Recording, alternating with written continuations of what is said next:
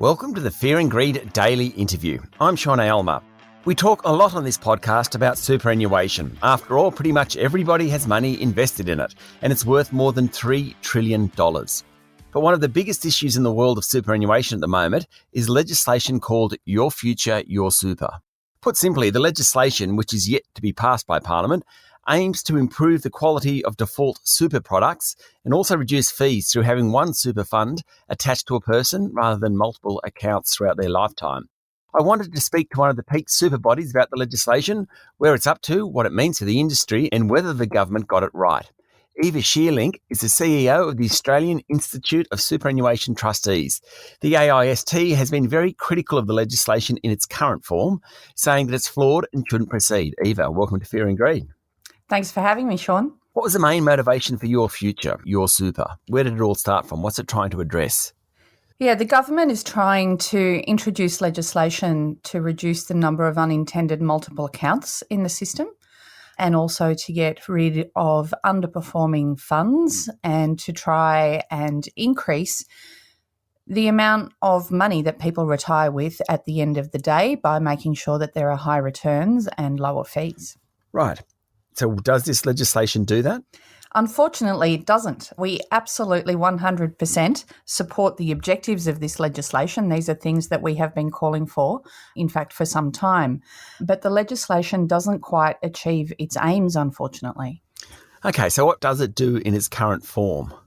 So there are essentially three main parts of the bill.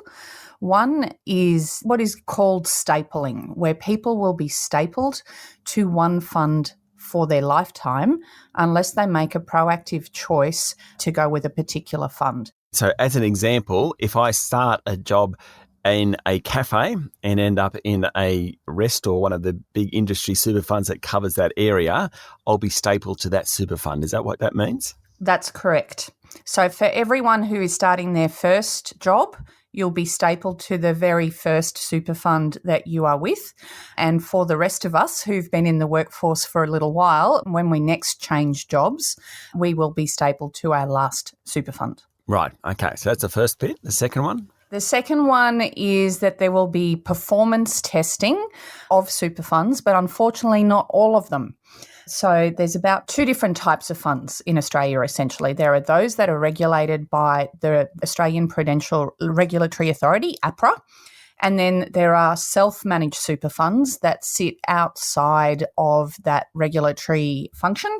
So what we're talking about here is that this legislation would apply to all of the APRA-regulated funds, except the performance testing won't apply to about $551 billion worth of members' money. So there are some what they call trustee-directed products that will be exempted from the performance testing. Right. Why is that? That's a very good question, and we don't see any reason why those products would be exempted. So a number of years ago, the government introduced what we call My Super products, which are the simpler superannuation products where you can't make too many choices, or you can make no choices about where, the investment choices within the product. So it will apply to all My Super. What is not called My Super choice products, sort of known in the marketplace as choice products.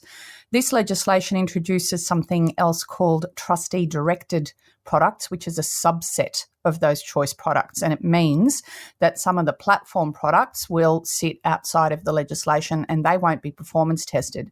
So if you're in one of those, you won't be able to go to the online comparison tool to see how your super fund compares to the others because it's not performance tested and it won't be listed. Do DIY funds get caught up in this in terms of the performance part of it? No, they don't. Okay. And I'd imagine that there'd be a great mix, shall we say, of performance levels in DIY funds. Yeah, that's right. That's right. So we think that that's a pretty big systemic risk. But yeah, they're regulated completely differently to, the normal super funds that most people are in. Stay with me, Eva. We'll be back in a minute.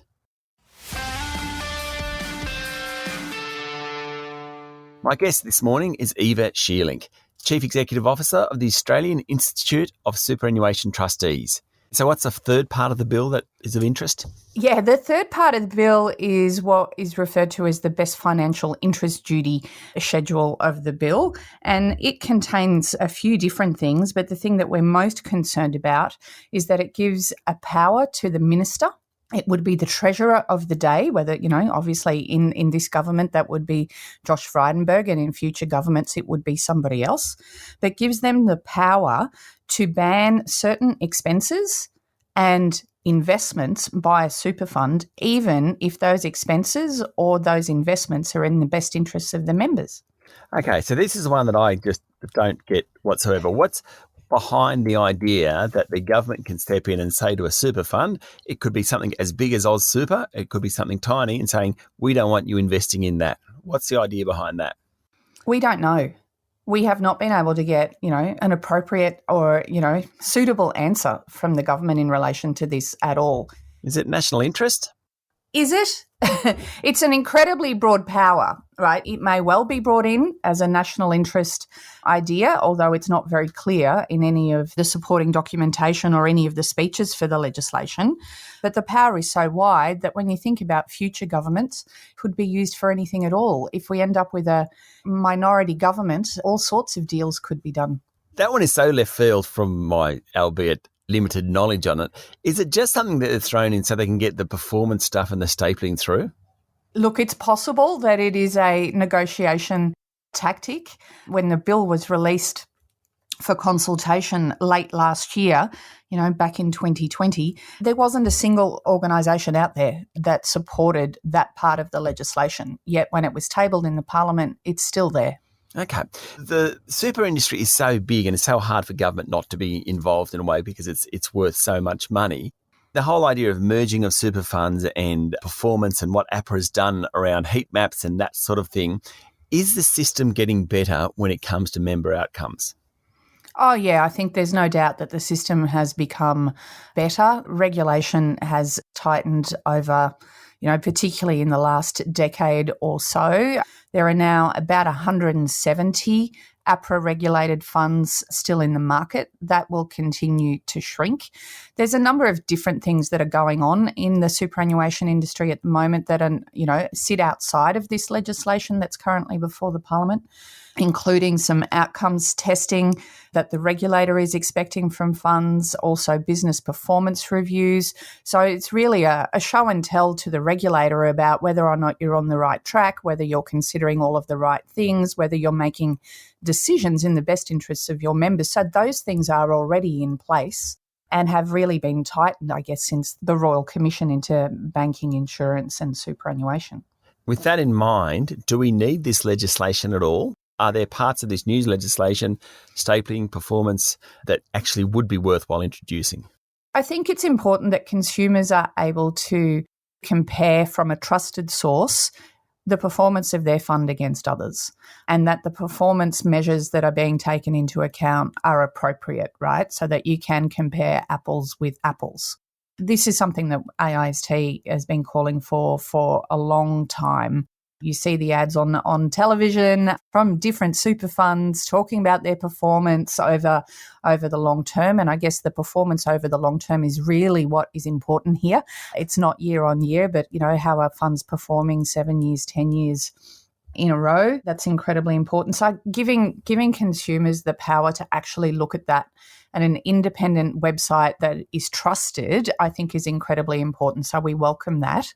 And having some sort of standardization around how returns are measured, how fees are measured is also incredibly important. So those things we really support, but it does really need to apply to the entire APRA-regulated sector, not just some products. And the ones that are unfortunately really in the headlights here are the industry funds, because all of their products will be covered by this legislation, yet some of the choice products provided by banks and insurers will not.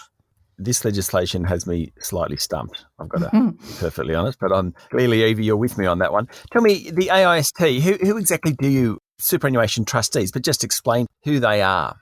Yeah, sure. So all superannuation funds in Australia are set up as trusts. So there's a fiduciary obligation there by the Board of Trustees to look after people's money, recognising, of course, that it is other people's money and they have some very, very strong obligations in relation to that.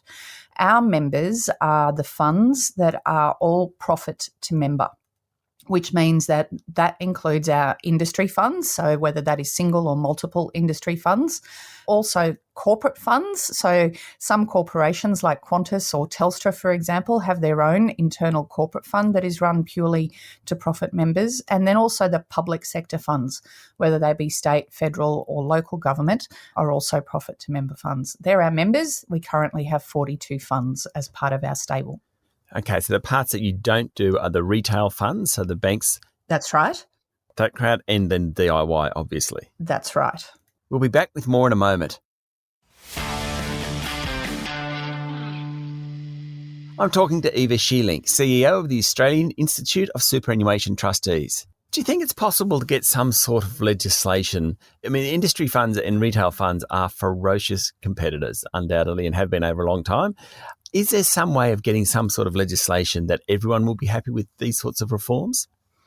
Look, I think everybody agrees with the principles of what this legislation is trying to achieve. It's just that in its implementation and the current drafting, it seems to favour, some sectors over others. Also, we're not convinced that the stapling measures in this bill are required. There were a couple of acts of parliament that have gone through in the last couple of years to deal with unintended multiple accounts.